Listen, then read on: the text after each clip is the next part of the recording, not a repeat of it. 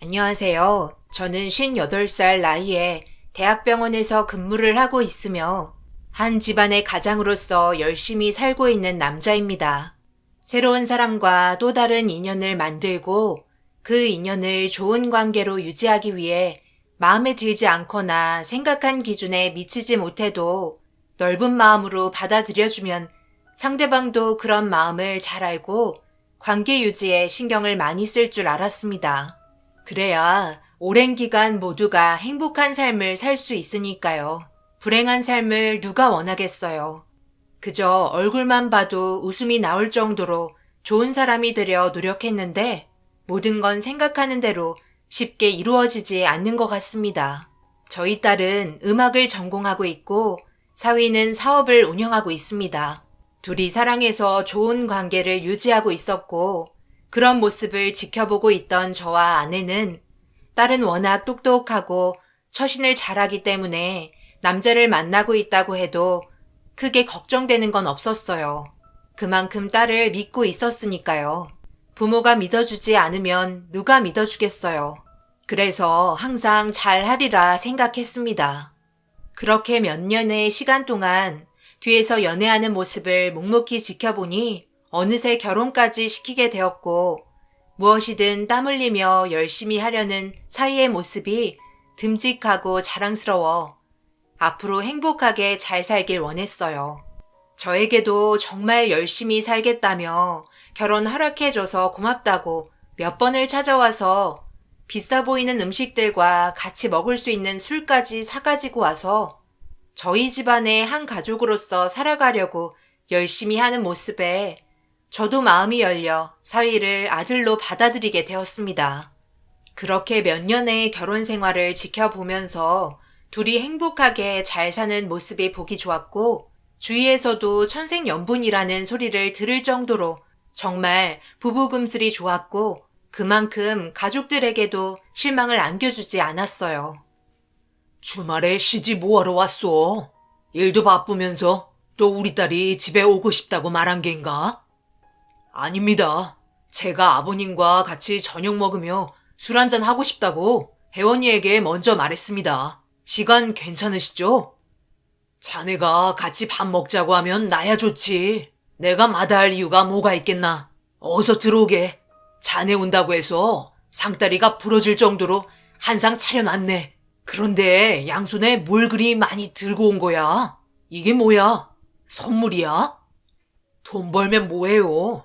이럴 때 쓰라고 있는 거죠. 비싼 건 아니니까 부담 가지지 마시고 편히 입으세요. 아빠 엄마 좋겠어요. 사위 하나 잘 만나서 좋은 옷도 선물 받고 다 내 덕인 줄 아시죠?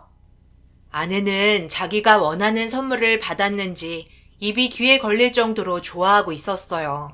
사위는 제 취향을 금세 눈치챘는지 저에게도 마음에 드는 선물을 해줬습니다. 딸 결혼시키고 또 다른 느낌의 감정이 제 기분을 좋게 만들어줬고 그날 사위와 코가 삐뚤어질 정도로 꽤 많은 술을 마시며 이런저런 대화를 주고받았어요. 뭐든 열심히 하려는 모습과 남자다운 성격이 참 마음에 들었습니다. 제 딸과 사위는 서로 진심으로 사랑하고 있다는 걸 눈빛을 통해 볼 수 있었어요. 그렇게 별 문제 없이 잘 지내오고 있었던 도중 딸은 임신을 했다는 기쁜 소식을 전해 들었고 입덧이 꽤 심했는지 상당히 힘들어했고 몸 상태가 걱정이 되다 보니 오래간만에 딸의 집에 아내와 함께 찾아가게 되었습니다. 집에 도착하니 거의 다 죽어가더라고요. 아무것도 먹지 못하고 그런 모습이 너무 안쓰러워 입원하는 게 좋을 것 같다고 물어보니 딸은 시간 지나면 괜찮아질 거라며 병원 가는 건 별로 원하지 않았습니다. 딸 옆에서 아내는 제대로 관리가 되지 않은 집을 정리해주고 있었고 집에서 만들어 온 죽을 데워서 먹이고 있었어요. 그런데 밖에서 현관 비밀번호 누르는 소리가 들렸고 고개를 돌려보니 현관문을 열고 들어온 사람은 안서돈이었습니다. 저희가 있다는 걸 알지 못했는지 당황스러워하는 눈빛으로 잠시 멈추었고 양손에는 보자기에 쌓여있는 음식들이 보였어요. 저희처럼 걱정이 돼서 왔는지 딸의 몸 상태를 물어보더라고요. 입덧 때문에 고생하고 있다는 말을 듣고 찾아와 봤어요. 아들놈이 혼자 있는데 힘들어하고 있다며 하도 가보라고 그래서 왔는데 안 와도 될 뻔했네요. 사돈분들이 계시면 저보다 더 많은 도움이 되죠. 그럼 저는 음식만 정리하고 가볼게요.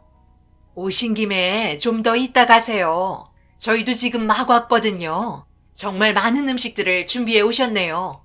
이걸 전부 만드신 거예요? 아유, 별거 없어요. 그냥 뭘 좋아할지 몰라 이것저것 준비하다 보니까 이렇게 많아졌더라고요. 입덧 할 때는 뭐가 입맛에 맞는지 잘 모르잖아요.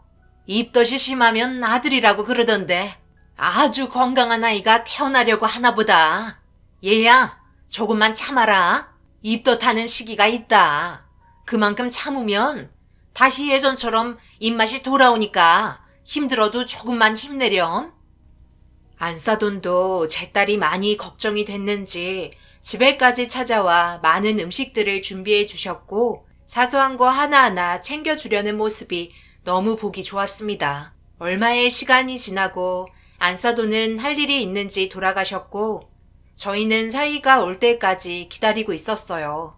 최근에는 딸이 입덧을 하면서부터 최대한 빨리 일을 끝내고 온다며 곧 집에 올 시간이라고 얘기하길래 이왕 온 김에 얼굴 한번 보고 가기로 했습니다. 그렇게 한참 동안 힘들어하고 있는 딸 옆에서 자리를 지키고 있는데 집에 도착할 시간이 훨씬 지났는데도 오지 않자 딸 대신 제가 전화를 걸어봤지만 받지 않았어요. 아무래도 사업하는 일이 계획적으로 맞춰서 되는 게 아니라서 조금 늦어지는 것 같아 이해하고 넘어갔습니다. 한 30분의 시간이 좀 더 지나자 사위에게 전화가 왔고 지금 출발하고 있다는 말을 들을 수 있었습니다. 워낙 일이 바쁜지라 제 딸을 제대로 돌볼 수 없을 것 같다는 생각이 들었고 입덧하는 기간에는 저희 집에서 지내는 게 어떤지 물어봤어요. 집에 도착하자마자 저희에게 인사를 한 뒤 급하게 딸에게 다가갔고 손을 잡으며 괜찮냐고 걱정을 해주고 있었습니다. 아무래도 장인어른 집에 당분간 지내는 게 좋을 것 같은데 내가 자주 왔다 갔다 할 테니까 입덧하는 기간 동안 그렇게 하는 게 어때? 혼자서 이렇게 있다가 큰일 나면 어떡해? 장인어른 말대로 했으면 좋겠는데. 그래, 그렇게 하면 내가 옆에서 도와줄 수도 있고 덜 힘들 거야. 혼자서 뭘 차려 먹는 것도 못하고 있잖니. 지금은 좀 괜찮아졌어요. 그래도 저녁 시간 되면 입덧이 조금 가라앉기는 해요. 그리고 제가 이 집에 없으면 관리도 안 되고 아무래도 그이가 혼자 있는 게 마음에 걸려서요. 버틸 수 있는 데까지는 버텨볼게요. 그렇게까지 안 해도 된다니까. 그러다 몸에 문제라도 생기면 어쩌려고 그래. 장인어른 말 듣고 움직이는 걸로 하자. 하지만 딸은 집에 있겠다며 고집을 부렸고 몇 번씩 화장실을 왔다 갔다 하며 버티려 노력하고 있었어요. 딸의 고집 때문에 어쩔 수 없이 집으로 돌아가게 되었고 나중에 무슨 문제가 있을 시 꼭 연락달라고 신신당부했어요. 자칫하다 큰 문제로도 이어질 수 있어 계속해서 신경이 쓰였고 아내는 딸과 자주 연락하며 상태를 확인했습니다. 고집을 부리는 게 마음에 안 들었지만 아무래도 사이와 떨어져 있어야 한다는 걸 더 힘들어하는 것 같았어요. 그렇게 어느 정도의 기간이 지나자 다행히도 입덧이 점점 줄어들면서 먹는 거에도 거부 반응이 없을 정도로 꽤 좋아졌고 그렇게 안정권에 들어간 뒤 같이 저녁을 먹고 싶다는 전화에 정말 오래간만에 모두가 한자리에 모여 식사를 할 수 있었습니다. 여전히 변함없는 모습이었고 즐거운 식사를 하던 도중 갑자기 딸이 눈물을 흘리기 시작하고 있었어요. 저희 모두 당황스러웠고 그 이유를 알지 못해 무슨 일이 있나 싶어 조심스럽게 왜 그러냐고 물어보게 되었습니다. 밥 잘 먹다가 갑자기 왜 그래? 무슨 일이 있는 거야? 방금 전까지 웃고 있더니 임신을 해서 심리적으로 기복이 심한 거야? 아, 그런가 봐요. 갑자기 눈물이 흐르네. 죄송해요. 제가 요즘 눈물이 많아졌나 봐요. 함께 모여있는 이 시간이 소중해서요. 그것 때문에 눈물이 흐른 거야? 요즘 혜원이가 집에 있을 때도 영화를 보거나 이렇게 밥을 먹거나 일상생활 하던 도중에 갑자기 눈물을 흘리곤 해요. 그래서 저도 당황스러울 때가 정말 많다니까요. 제가 좀 더 잘해주도록 하겠습니다. 그래, 이럴 때일수록 자네가 신경 좀 더 써주게나. 여자들이 원래 임신하면 호르몬 분비가 많아서 그런지 몰라도 가끔 그럴 때 있어. 자네만 믿겠네. 지금도 워낙 잘해주고 있긴 하지만 우리 딸이 임신한 몸이니 좀 더 관심 가져줄 수 있는 거지?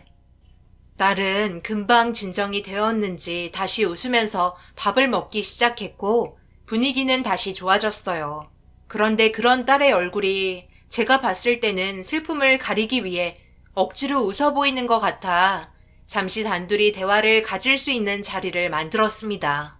말을 하고 싶어도 하지 못하는 일들도 있기 때문에 조심스럽게 대화를 이어나갔어요. 고개를 떨구고 있던 딸은 한참을 고민하는 것 같더니만 괜찮다며 애써 웃어 보였고 딸의 얼굴을 한참 동안 쳐다보고 있던 저는 확실히 느낌이 좋지 않았습니다. 하지만 딸의 속마음을 꺼낼 수는 없었고 혼자서만 앓고 있는 문제에 답답하기만 했어요. 끝까지 숨기려고 하는 게 아무래도 사위나 아니면 안사돈에게 문제가 있어 보였습니다. 그래서 울먹거리는 딸의 손을 잡으며 다시 물어봤어요. 네가 말을 해줘야 아빠가 해결하지 못하는 문제들을 정리해주지. 혼자 속으로만 썩히고 있으면 좋아지는 건 하나도 없다. 송서방이 너한테 무슨 잘못을 한 거니? 안사돈이 시집살이 시키던? 괜찮으니까 아빠 믿고 말해봐. 지금 당장은 말할 수 없어요. 저도 생각할 시간이 필요하고 섣불리 얘기했다가 되려 제가 당할 수도 있을 것 같아서요. 당하다니? 그게 무슨 말이야? 심각한 문제인 거야? 그럼 일단 송서방이나 안사돈 둘 중 한 명과 연관이 되어 있는 거니? 딸은 제가 하는 질문에 대답을 하지 않았어요. 그저 고개만 떨구고 있을 뿐 입을 꾹 닫고 있었습니다. 어쩔 수 없이 딸이 말해주고 싶을 때까지 기다려줄 수밖에 없었습니다. 하지만 그때부터 저는 색안경을 끼게 되었고 사위의 행동들을 유심히 지켜보며 문제 삼을 만한 행동들을 하는지 의심이 되더라고요. 안사돈이야 따로 만날 수가 없으니 제 딸에게 어떤 행동을 하는지 알 수 없었고 모든 걸 확인할 수 없는 상황이 답답하기만 했습니다. 어느 정도의 시간이 흘러도 딸의 얼굴은 변함이 없다는 걸 확인하면서 저도 도저히 그냥 있을 수는 없어 심부름꾼을 고용해서 사위와 안사돈에게 사람을 붙였어요. 그렇게 며칠 간격으로 저에게 들어온 자료들을 살펴보며 동태를 살피기 시작했습니다. 각종 사진들과 녹음 내용들, 그리고 이동 동선 전부를 살펴보며 문제가 될 만한 행동들을 하는지 지켜보기 시작했어요. 그렇게 한참 동안 받은 자료들에는 딱히 잘못된 문제점들을 발견하지 못했고 사위는 일과 집 밖에 몰랐고 안사돈은 집에 있다가 가끔 자기 볼일을 보거나 제 딸의 집에 찾아가는 것 외에는 딱히 눈에 띌 만한 행동을 하지 않아 제가 예민할지도 모른다고 생각하려던 찰나 문자 한 통 오는 소리가 들렸고 그 사진 한 장은 충격적인 장면과 동시에 저를 너무 괴롭게 만들었어요. 핸드폰을 쥐고 있던 손은 부들부들 떨리기 시작했고 엄청난 분노가 차오르고 말았습니다. 횡단보도 건너편에서 딸이 한쪽 손은 허리를 움켜쥐고 다른 한쪽 손은 장바구니를 들고 있었는데 길 반대편에서 사위와 안사돈과 의문의 여자가 함께 지나가고 있었고 의문의 여자는 둘에게 팔짱을 끼고 있는 장면이었어요. 서로를 바라보며 웃고 있는 모습과 그걸 지켜보던 딸의 얼굴은 슬픔이 가득했습니다. 딸이 그동안 괴로워하고 갑자기 눈물을 흘리고 있었던 건 아무래도 사진 속 여자 때문에 그런 것 같았어요. 100% 바람이라고 확신할 수 있었고 딸은 뱃속에 있는 아이 때문에 어떻게 해야 될지 혼자서 앓고 있었다는 걸 알 수 있었습니다. 그때부터 심부름꾼들에게 더 많은 돈을 지불하며 한시도 놓치지 않도록 감시를 붙였고 모든 행동들은 전부 보고를 받았어요. 그렇게 알게 된 의문의 여자는 놀랍게도 딸이 살고 있는 신혼집 건물에 살고 있다는 걸 확인할 수 있었고 그곳을 사위와 함께 들어가는 것도 확인하게 되었습니다.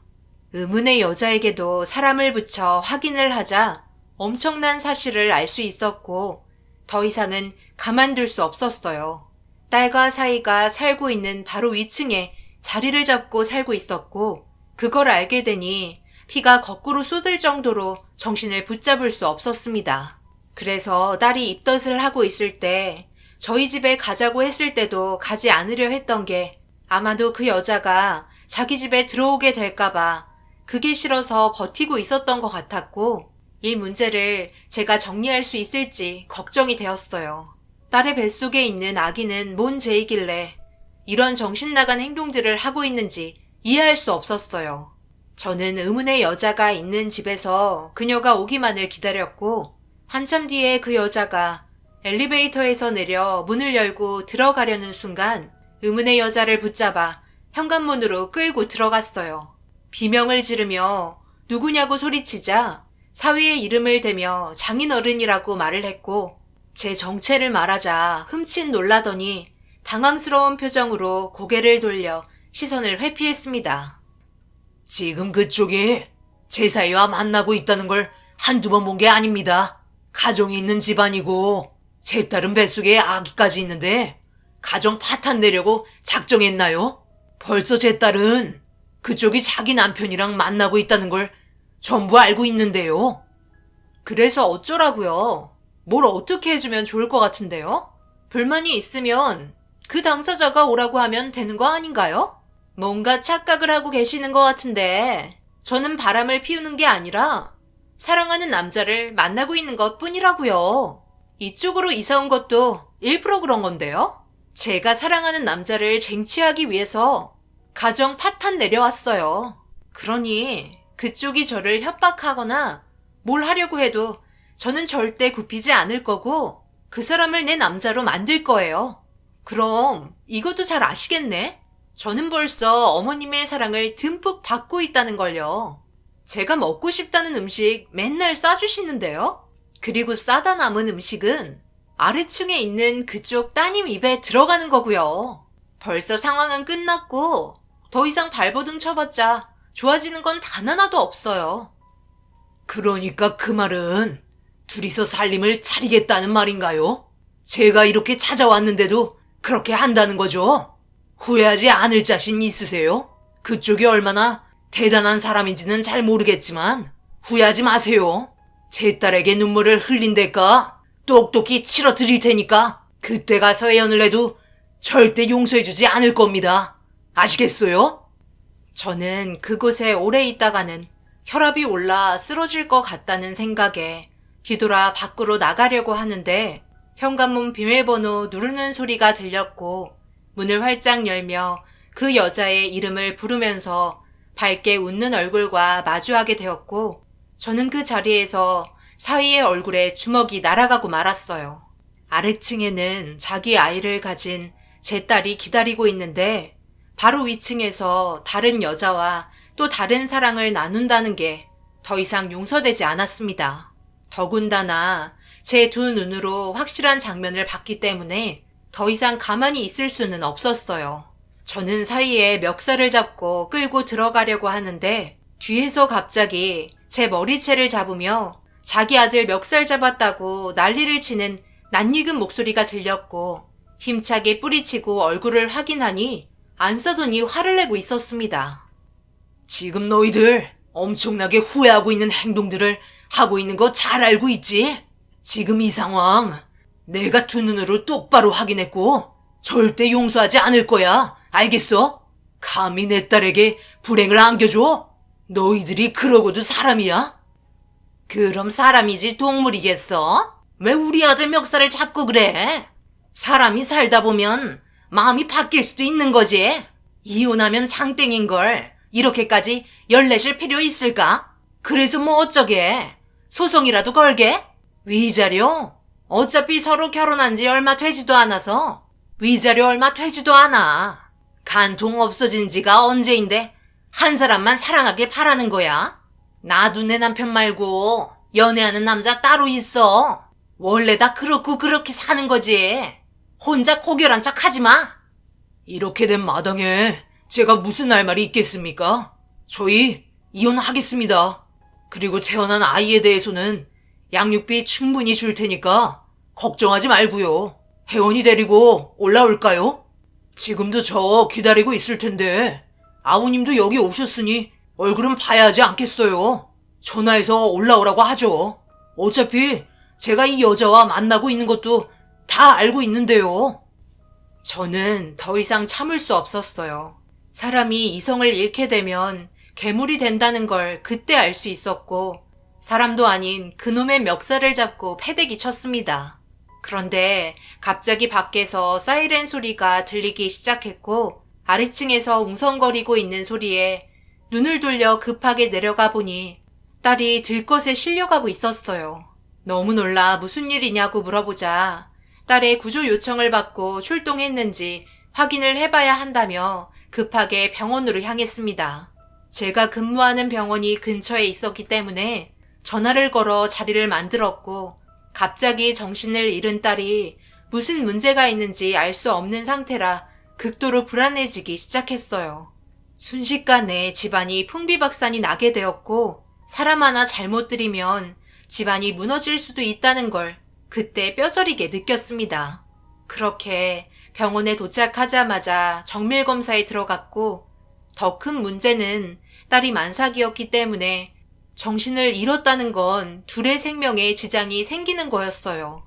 딸은 급하게 검사실로 향했고, 얼마 뒤 진단 결과와 수술이 동시에 진행이 되어야 했어요. 딸은 폐혈증으로 상한 음식을 먹었는지 대장 출혈이 일어나면서 장마비 증상이 나타나게 되었고, 위급한 상태로 체온, 맥박, 호흡, 혈압 등 모든 게 현저히 떨어진 상태였습니다. 급하게 수술이 진행이 되면서 아이의 생명도 확신할 수 없을 정도로 위급했습니다. 저는 차마 딸의 수술을 담당할 수 없어 뒤에서 지켜보기로 했었고, 모두가 수술을 하려고 준비하는 순간 엄청난 장면을 목격하고 말았어요. 원활한 수술을 위해 산부복을 들쳤는데 피부가 시퍼렇게 보이기 시작했고, 이 문제는 세균이 혈류를 따라 돌아다니면서 혈압의 저하로 인해 신체 말달에 공급되는 혈액량이 현저하게 떨어지면서 딸의 배에 주변에 변화가 일어나고 있었습니다. 의사들 모두 충격에 휩싸였고 심각한 상태까지 왔다는 걸 알 수 있었어요. 자칫하다간 딸과 두 번 다시 만날 수 없을 정도로 긴박한 상황으로 인해 더 이상 볼 수 없어 원활한 수술 진행을 할 수 있게 비틀거리며 밖으로 나왔습니다.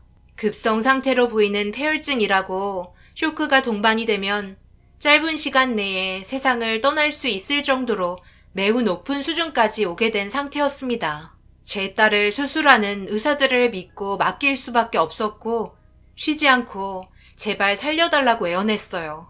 그렇게 대수술이 진행이 되었고, 아내에게도 연락을 취해 딸의 상태를 알렸습니다. 병원에 오자마자 오열을 하며 힘들어하는 모습에 진정을 시켜주려 했지만, 아내는 결국 딸이 위급하다는 상황 때문에 실신을 하고 말았어요.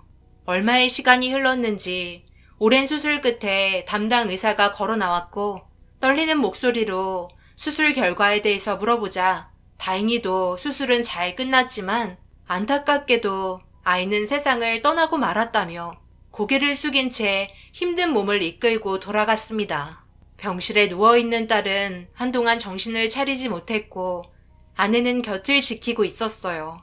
도대체 뭘 먹었길래 이 지경까지 된 건지 알 수가 없어 딸의 집에 들어갔고, 냉장고에 있던 음식들을 보니 안 싸더니 만들어준 음식들 뿐이었습니다. 최근까지 먹었던 음식들과 비교하며 냉장고에 있던 똑같은 음식을 꺼냈고, 안의 내용물을 확인해 보니 외관상 상해 보이지는 않았어요. 그렇다고 냄새가 역하거나 하지는 않았습니다. 하지만 음식들이 꽤 오래되었었는지 다른 음식들에서도 상한 냄새는 올라왔어요. 딸이 먹었던 간 쇠고기에서 폐혈증을 유발한 것 같았습니다.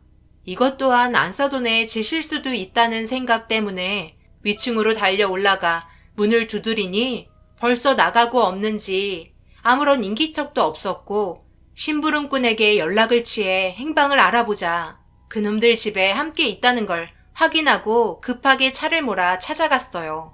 가는 동안에 어떻게 하면 이 사람들에게 복수를 할 수 있을지 오만 생각을 다하며 제정신이 아닌 상태로 운전을 하게 되었고 도착하자마자 현관문을 두드리며 당장 나오라고 소리를 치자 그놈들은 밖에 저를 바라보며 나갈 수 없다는 듯 표정을 지었고 잠시 뒤 경찰이 찾아와 제가 더 이상 접근하지 못하게 막고 있었습니다.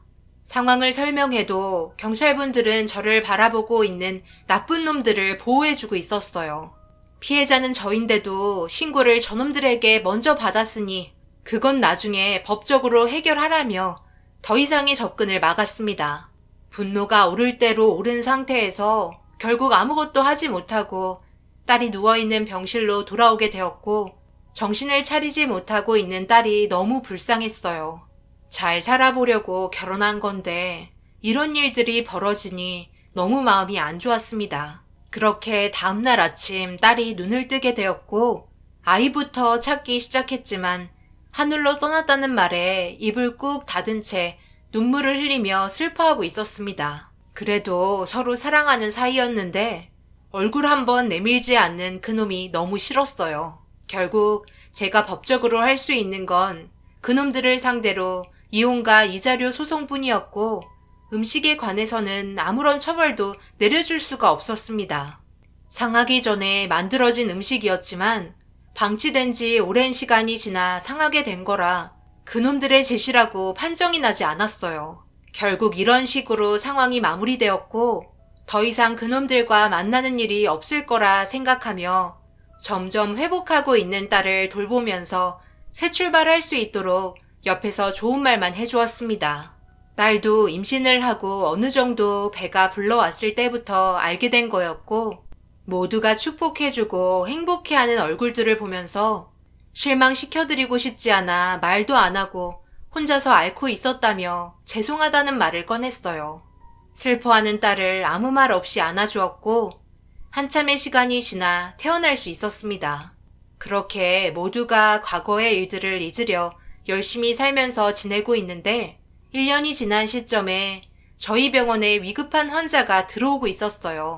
엄청 심각해 보일 정도의 모습이었고 교통사고를 당했다며 상황을 전달받으며 얼굴을 확인하는데 충격적이게도 저희와 원수지간이었던 그놈들이었습니다. 급하게 수술을 해야 한다며 들어오는 걸 그 순간 저는 거부를 하게 되었고 4명을 수용할 수 있는 수술실이 마련이 되지 않았기 때문에 다른 병원으로 가라고 지시를 내렸습니다. 지금 당장 수술하지 않으면 정말 큰일 난다고 했지만 저는 받아줄 수가 없었고 결국 그놈들은 다른 병원을 찾아가게 되었어요.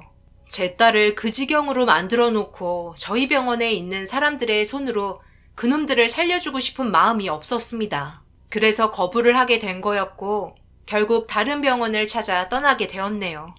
그렇게 한참 뒤 입원한 병원을 확인할 수 있었고 수술 진행 결과를 듣게 되니 온 가족 전부 평생 장애를 가지며 살아야 할 정도로 심각한 상태로 살아야 하는 비극을 맞았습니다.